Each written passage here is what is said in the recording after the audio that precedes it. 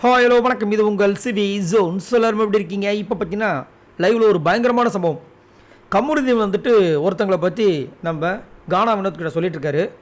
ரொம்ப மனசு உடஞ்சி போய் சொல்லியிருக்காரு. அதுவும் என்னை வந்துட்டு கூட இருந்து குழி பறிச்சிட்டாங்க, போட்டு கொடுத்துட்டாங்கன்ற மாதிரி. யாருன்னா அரோரா.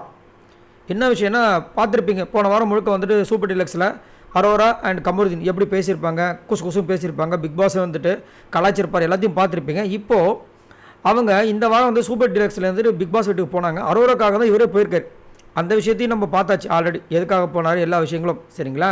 அதனால தான் வந்து காலையில் துஷார்கிட்ட வந்துட்டு அரோரா சொல்லியிருப்பாங்க, அவன் என்னை லவ் பண்ணுற மாதிரி இருக்குது அப்படின்ற விஷயங்கள்.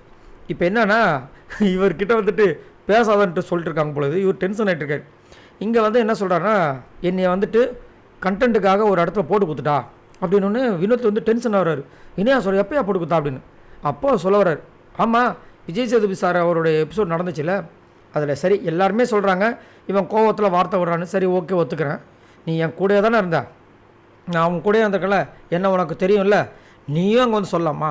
அப்போது உனக்கு கண்டென்ட் இல்லைன்னு என்ன வந்து கண்டென்ட்டாக நீ யூஸ் பண்ண பார்க்குற பார்த்தியா அப்படின்ற மாதிரி சொல்லிட்டு என்கிட்ட பேச மாட்டேன் சொன்னான் மச்சான். பேசாதப்போ மச்சான் இவங்கக்கிட்ட பேசாமல் தான் நம்மளுக்கு சேஃப்டி மச்சான், நம்மளை யூஸ் பண்ணிட்டு பிரச்சனைக்கு விட்டு போயிட்டே இருப்பாங்க அப்படின்றாரு. இப்போ அவங்க பேச மாட்டேன்னு சொன்னதுனால இவர் சொல்கிறார், இப்போ பேசுவேன் அப்படி சொல்லி பேசியிருந்தா யாரும் வந்து வினோத்கிட்ட பேசிப்பார். என்னத்தை சொல்ல, கமருதீன் இருக்கார் பாருங்க, புரிஞ்சிக்க முடியாத ஒரு புதிராக இருக்குது.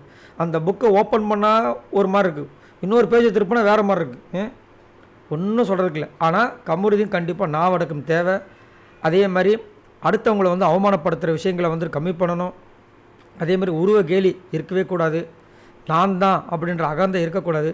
முதல் விஷயம் என்ன தெரியுங்களா, ஒரு மனிதனாக இருக்கிறது அடுத்தவங்க நம்ம தப்பை சொன்னாங்கன்னா சரிங்க சாரிங்கன்னு சொல்லி முடிக்கணும்.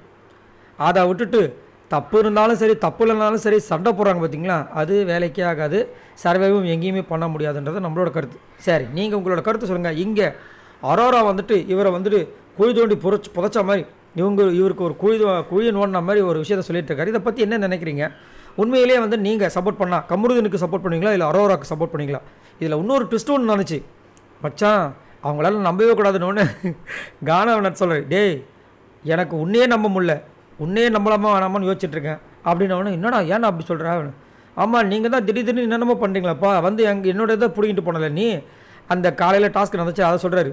இல்லையா, சரி இப்போ என்ன நம்ப முடியாதுன்னு சொல்கிறியா, லாஸ்ட்டாக இப்போ டைட்டில் நல்லா வரும்போது எனக்கு அந்த டைட்டில் கூட குத்துருவேன்னு கேட்குறேன். எங்கே என்ன சொல்கிறாரு இவர், நைஸாக அதை சாக்க வச்சு அந்த டைட்டில் எனக்கு குத்துருவியாவான். பல்லே மாதிரி இருந்துச்சு. சரி, நீங்கள் உங்களோட கருத்தை சொல்லுங்கள். கமருதீன் ஃபீல் பண்ணி அரோரா பற்றி சொல்லியிருக்காரு, அதை பற்றி என்ன நினைக்கிறீங்க?